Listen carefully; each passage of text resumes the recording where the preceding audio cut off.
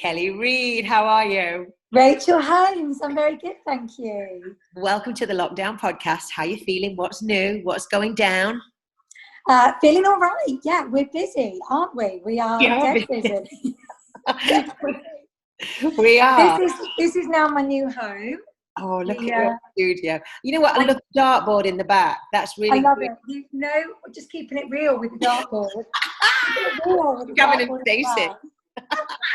Obviously, that dartboard is not my dartboard.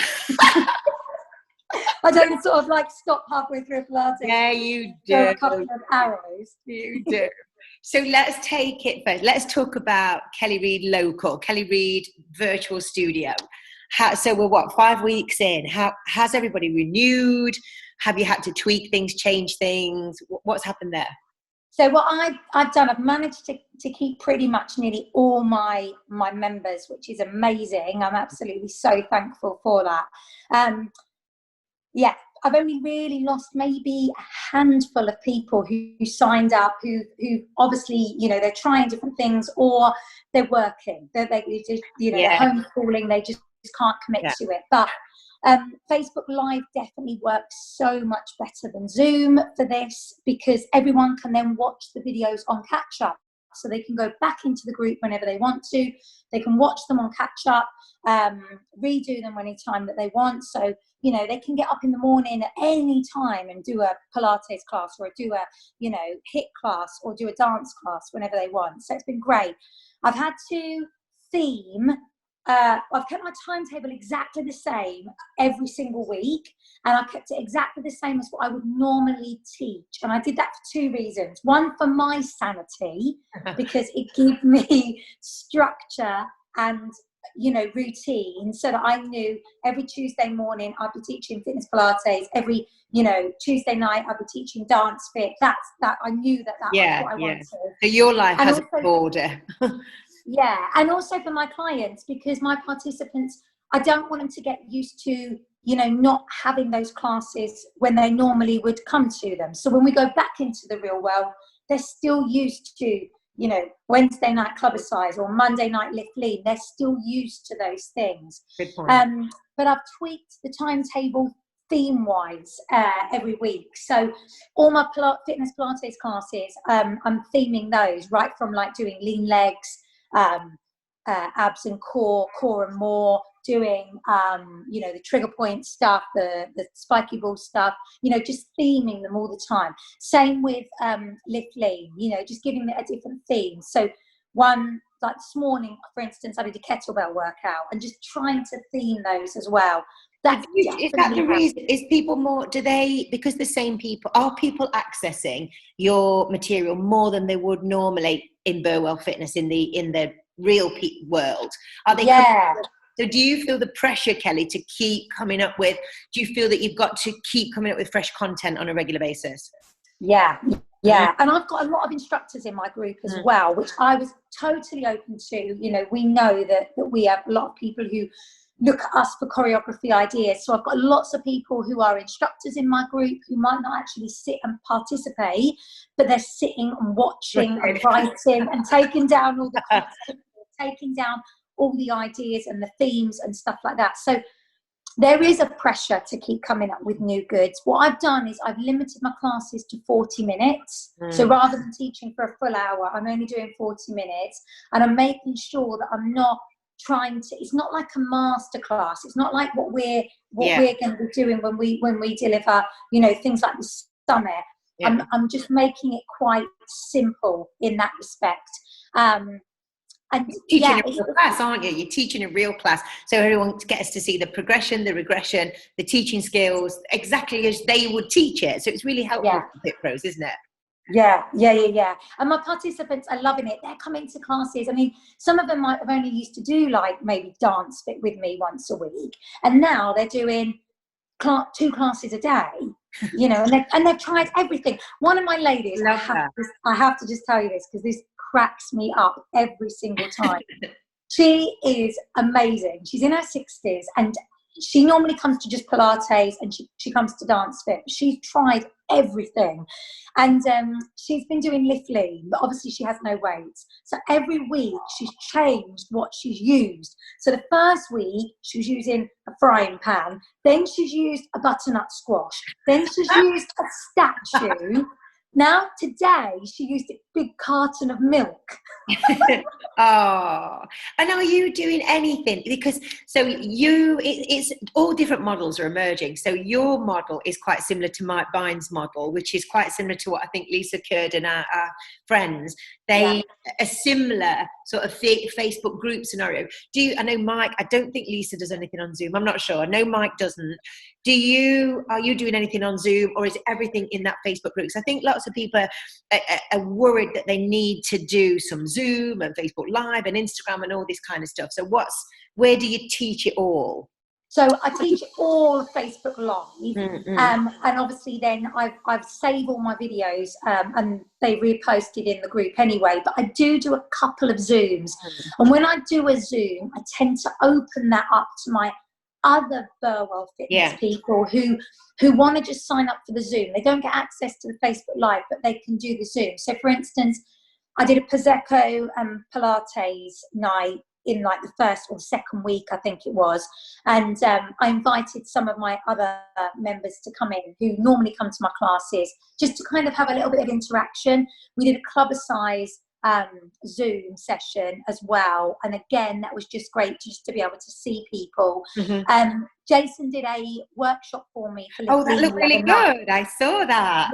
So he did a workshop for me, and just for my online members, and he did some correction for lifting to teach them how to lift properly and how to deadlift properly and squat properly and everything.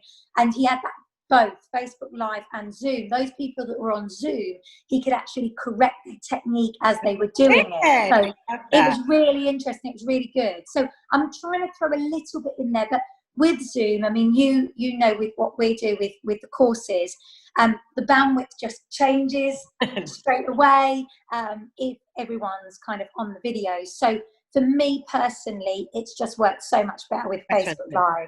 That's interesting. Good. So how is your mental health? How do you feel mentally? I think this is really important for other instructors to hear how we feel mentally, and how are you dealing with everything on a day-to-day? I think you just have to take every day as a different day. One day I feel perfectly fine and I'm absolutely 100%, can nail this. This is not an issue. I'm totally fine. And the next day I'll spend all day pretty much nearly crying because I just... You don't cry. You never cry. Do you cry? I cry at Pet Rescue and everything. And that's the thing. Like, I feel like I've turned into Mary from Gogglebox. Do you ever watch Gogglebox? Who has time to watch telly? Oh my God. I only watch TV vids. It's the only thing I can get to watch. But she cries at everything. Like, sometimes when I watch the news, not that I try and watch the news too much, but if there's something come on and, and there's somebody that's kind of done something heroic, then I can be in tears for that day. But yeah, I think you've just got to take every day as it comes. I can honestly say that I've struggled completely with, the whole, I know we spoke the other day, didn't we? And I went, I want to get my nails done. I want to get my eyelashes done. I want to get my hair done. I want to go out and have a really nice dinner and get dressed up. That side of it is the biggest thing for me that I'm struggling with. I actually love teaching at home. I love teaching here in the conservatory and delivering the courses. It's been brilliant. It's been fantastic. But I miss human contact. But I feel very creative. Every time I've taught, I feel creative. I feel that I've got, I can think of loads of ideas for content and loads of new exercises all the time, and sequences and choreography and progressions. And I feel that this is the time that we're able to unleash. It makes my day, I have a happy day if I've created something, whether it's if you moved you, created a workshop, or I've taught something that people have really enjoyed. That gets me through it. And I'm loving the fact that everybody demands all this content, all of our skills that we've had for the last 30 years. We can just keep putting it out there. I love that. Yeah. Yeah, and that's the thing, and I'm revisiting stuff that I was delivering, you know, years ago when I was doing in masterclasses. I'm revisiting, you know, like my lean legs, slim legs and lean legs. I'm revisiting the stuff that I was delivering on that tour in my classes, bringing stuff back. And it's not a case of, you know, necessarily having to recreate the wheel all the time. It's actually pulling on stuff that I know really works. Really works, you know, so people enjoy. Yeah, I like that. Yeah. And I think it's spotting the white spaces. You could go on social media right now and we could probably find 1 million hit workouts at, what time is it? 11:45. We could flick through, we could fit through YouTube, Instagram. If I just go on Instagram, there's always Mila. I seem to look at Mila every day. He's on Instagram doing a hit workout. There's hit workouts everywhere. But I think there's so much scope for other workouts, low impact, seniors, disco, dance, 90s, 80s, 70s, Motown. There's so much scope to create some really funky and creative stuff here, which is phenomenal. I'm very excited about that. How much marketing, this is the bin that's been coming up in the supporters group a lot, is the marketing and doing free content. You and I are both massive advocates of putting free content out there. I really do think it's the only way to get new people into your ecosystem. They have to see you, they have to like you. You've got to put yourself out there for sure and give great value. So what kind of promotional stuff do you do? Is it a daily drip, or how do you get people into your paid offerings? I mean, to start with, I was very savvy in the sense that when we were going into lockdown, I knew it was going to happen. So I moved as quick as I could. And while I was teaching those very last classes, I was telling people, I'm going to take everything online, just keep looking at my website, keep looking on my social media, and I'll be able to, you know, get you in. I've got 2 free groups. I've got my Burwell Fitness group, which essentially is for all my participants that come to me locally. And then I've got my Kelly Reid Health and Fitness group, which I've got a lot of instructors in there. I've got a lot of participants who come to conventions, people who've, you know, done stuff with me abroad and things like that.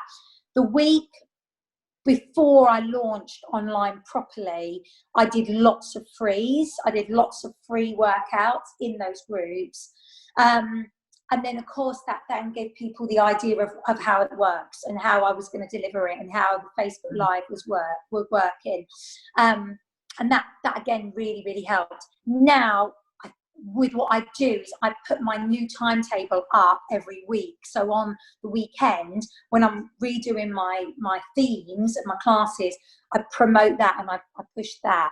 And of course, I'm lucky because I've got like a quite large collective. I think I've got about 70 members who are renewing on a regular basis.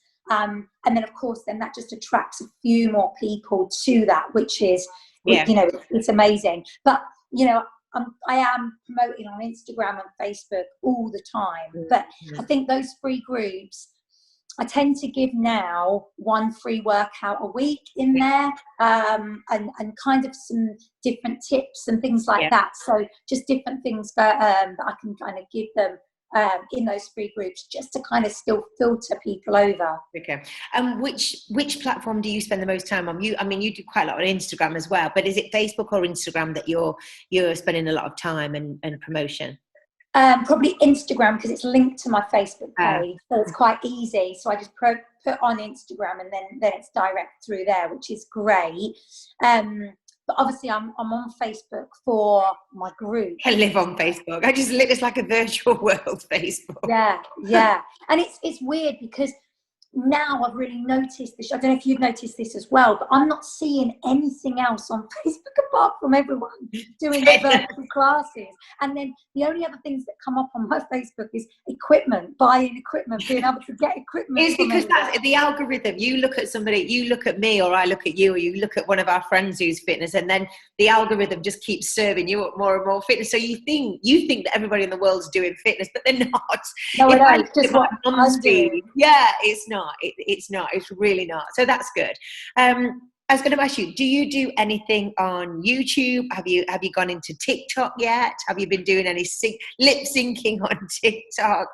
I downloaded the TikTok app. I have no idea how to use it. I don't understand it. And then because I don't understand it and I've got so much to do. I know that's it. Don't want to do. I just haven't got the time to do it. I think people who are doing a lot on TikTok are people that have, they've got lots of time. I just haven't got it. My YouTube account, I've been putting I've been uploading them onto my YouTube account, my workouts that I've been filming, and I've been putting them unlisted so that if any members, or people contact me and they want to get, those videos, they can. The only problem is it takes ever and ever to upload. The slowest Wi-Fi anyway. Did you get your Wi-Fi sorted out? Did you get a booster? No, we've just got a Wi-Fi. We've got a Wi-Fi booster, but we didn't get it sorted because I wanted to change over to Virgin Media, but they couldn't do anything. They couldn't come out while we're in lockdown. Oh yeah. Well, I was doing my Zoom on Monday night in the middle of it, right on my back, loving the dream, just completely focused on this combination that I was doing, just to look up my whole Zoom and Virgin Media had crashed. I didn't know how long I'd been doing the masterclass for, and my phone was blowing up. Everyone was going, you've gone. And they were all sitting there going, where's she gone? And the spotlight went on somebody with no makeup on in the middle, and it was, oh dear, hilarious. So yeah, it's been a fun week.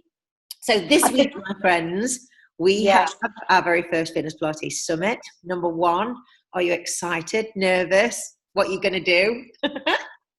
I'm super excited and I'm super nervous. I get really nervous about everything. I got nervous about the first Fitness Pilates we put virtually online. I got nervous about the level 3. Now can you do the level 4? Yeah, I know. Now we're going to do level 4. I'm learning so much. I mean, gosh, the level 3 that we just delivered with, the Zoom and doing all the breakout rooms and everything like that was just so wicked. And I was so giddy and so excited.